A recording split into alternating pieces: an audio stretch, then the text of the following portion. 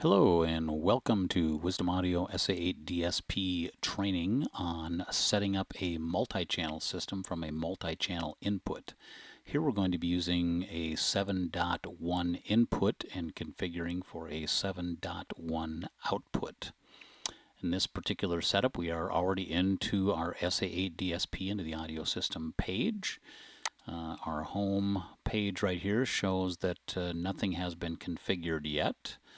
On our input side, this is where we're going to take our inputs and assign them. What's nice about this is the drop-down menu gives you different options for what the speakers are called. You can certainly match those to your pre-pro to make things easier. So we're going to input our left and right and center channel as they are labeled. Our side channels, we have a left side channel and then we have a right side channel. And for our rear surrounds, we have a left rear surround and a right rear surround. And finally, our number 8 channel will be our subwoofer input. Now we can do our channels where we're actually going to tell the system what these are. So we can do a couple different things. You can either import from the inputs, which will take all of those 16 inputs, the 8 Dante plus the 8 analog inputs, and load them all up here. Since we're only using the 8 analog inputs, we're going to just add 8 new channels. 1, 2, 3, 4, 5, 6, 7, 8.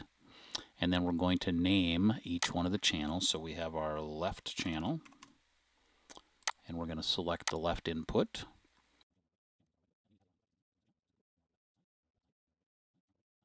Since we're using an AVR that has all of our crossovers and everything built into it, we do not need to build any crossovers for our speakers on here. We do want to tell the system that the subwoofer down here is a subwoofer. So we're going to click on that little tab right there. Now that we've created all of our channels, we're going to go to our speaker tab and actually create our speakers. We're going to add them all in. So we've got 8 channels, 8 speakers. 1, 2, 3, 4, 5, 6, 7, 8. And here's where we're going to start putting all of our information in. I like to go from input to speaker name. That way I can make sure that everything is correct. So if I hit left channel, we're going to call it the left. It's an L8i. This is an Insight system, so there's no crossovers for the speakers at all other than the high pass and low pass. I'm going to use output number 1. And then we go to our right channel. Right. L8i. In wall. Output number 2. Center. L8i, we got our center, and then we're going to go to the variant again, in wall, output number 3. This will be our left side.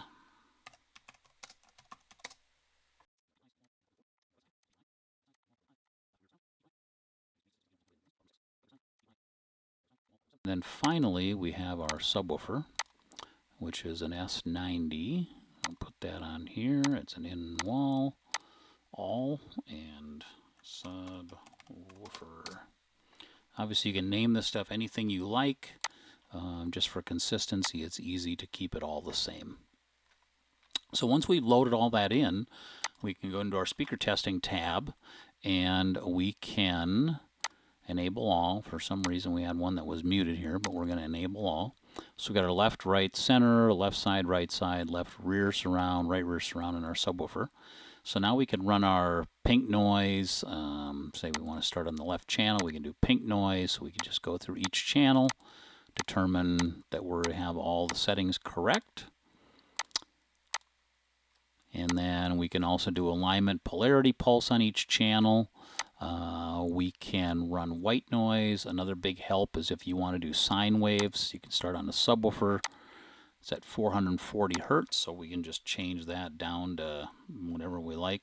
Start at 44, and you can just hold this down, and you can go up and down the frequency response range of that speaker That'll really help you find any rattles or anomalies in the room that you can fix before you do your final calibration. When we're done, we're going to go back to normal operation. You can see that goes away and goes back to the -40. But you can see down here that all my speakers are muted except for the sub. So you can either click on the speaker to re-enable it or just hit enable all, and that will turn them all back on. Finally, we're going to go over to our system, and we're going to export the configuration file for this setup. Right click on this link, save link as, and this will be a multi-channel setup for ease of typing. Save. Now we have that saved so that if ever we were to lose our configuration in the unit, power loss, just some glitch, whatever, just go back to the system and hit import configuration file, and you can load that right back in there.